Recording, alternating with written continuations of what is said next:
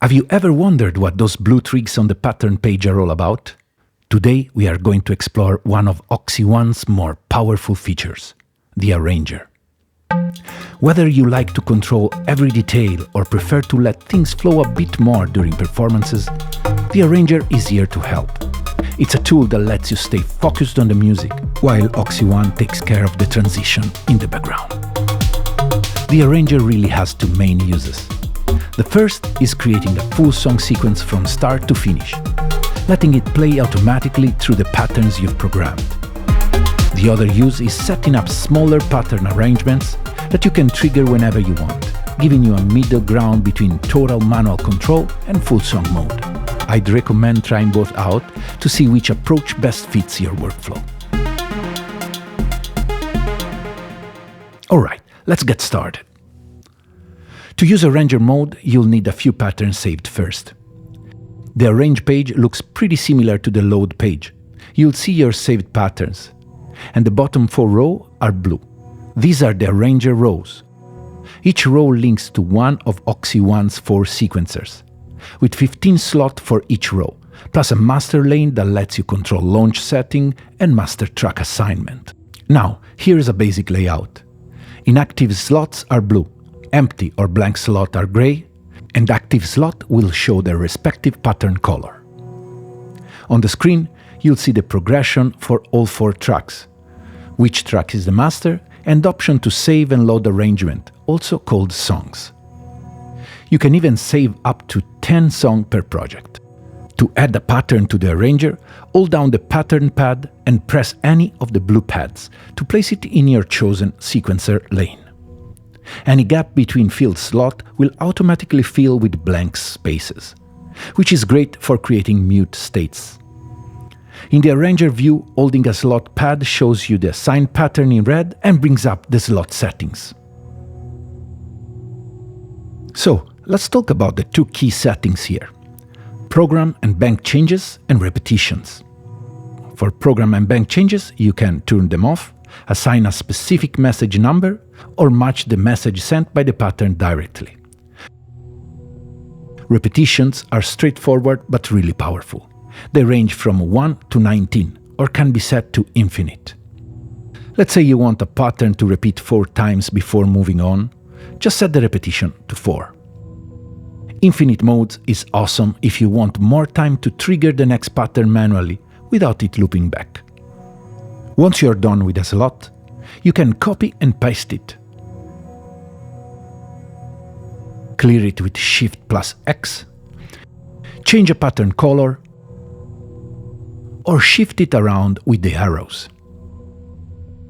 To save your arrangement, you can simply save the project from the menu, or by doing Shift+Save, which saves everything. Remember that any changes made to the patterns during playback will be lost when a new slot is loaded, unless you saved it. Finally, in the master lane, you can set the master track and launch quantization. The quantization set the amount of internal clock bars to complete one pattern repetition cycle. When set to off, the pattern has to reach the last step.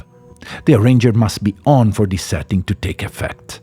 If you want to manually control the progress of the arrangement, set repetitions to infinite.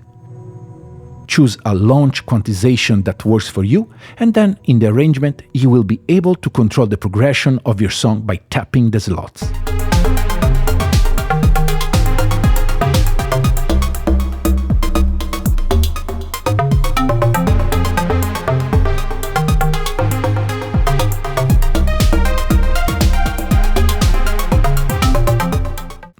If you want the arranger to advance automatically, choose your master lane, choose the launch quantization that works for you, 1, 2 or 4 bars is the most common, and then make sure you adjust the repetition of each slot in the master lane, so each pattern plays for the time you expect.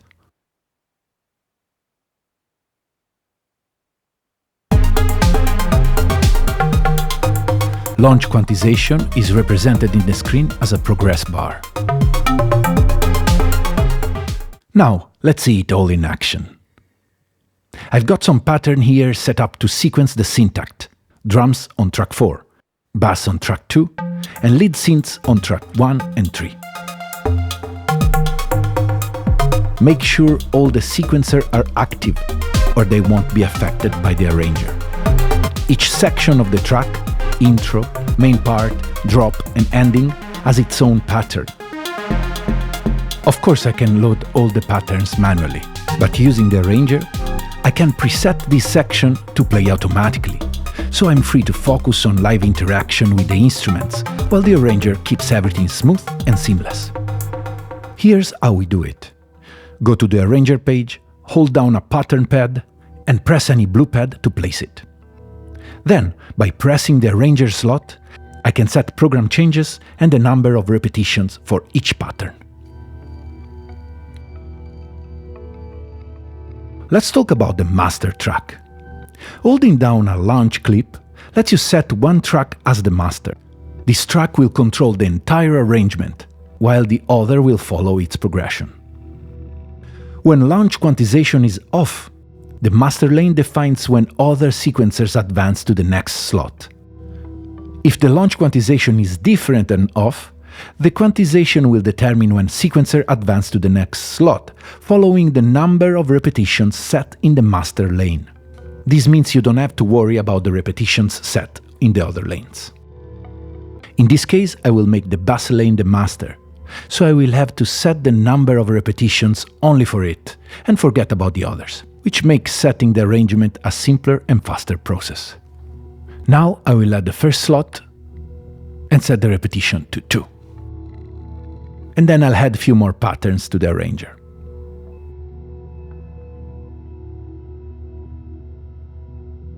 If you skip a pad, it will appear gray, showing that it's a blank slot, which is perfect for creating mute sections. Let's see how these work in real time. First, we'll need to arm the arranger by pressing Shift and the arranger pad. You'll need to arm it each time if you want to start, as OXI One loads the initial patterns. Once we press play, the arranger will progress through the sequence. Blinking pads means the next pattern is queued to load once the current one finishes. After the cycle completes, it'll start over.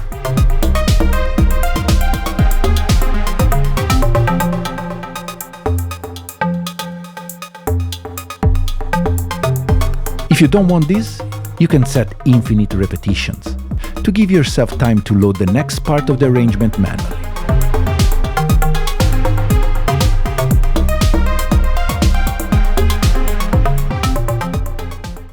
If there's no master track assigned, each row will progress independently.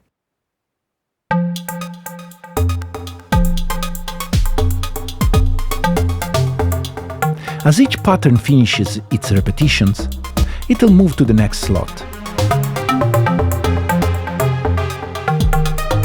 This creates interesting and sometimes unexpected results, especially when patterns differ in length and launch quantization is off. And don't forget, anytime you can trigger other arranger clips or even patterns directly from the load page.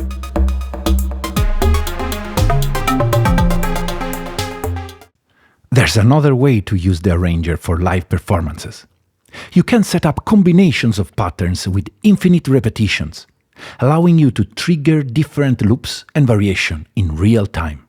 This is a super efficient way to prepare for live sets. Here's an example. I loaded few combinations of patterns with infinite repetitions, and I added program changes to automatically move between patches on the syntactic. This saves so much time during a performance.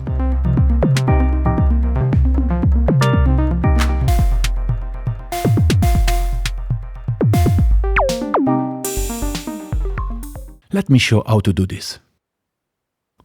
In this setup, I'll add a couple of combinations, leaving a row of blank slots for mutes between them.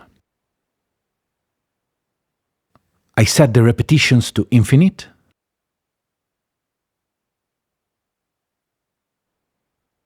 I set the launch quantization to off, so the transitions happen immediately after the patterns finish. And I set program changes, in this case 110 and 111, to move between two patches on the syntactic.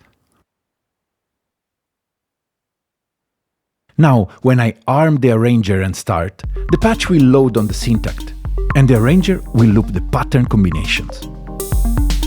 I can jump to another combination anytime, and the synth patch changes along with it. This approach gives you a balance of control and flexibility during live sets. Just remember, anytime the arranger moves to a new slot, any unsaved changes to patterns will be lost, so save frequently.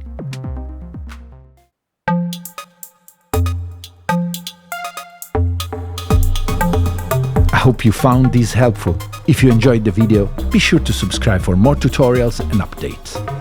See you next time.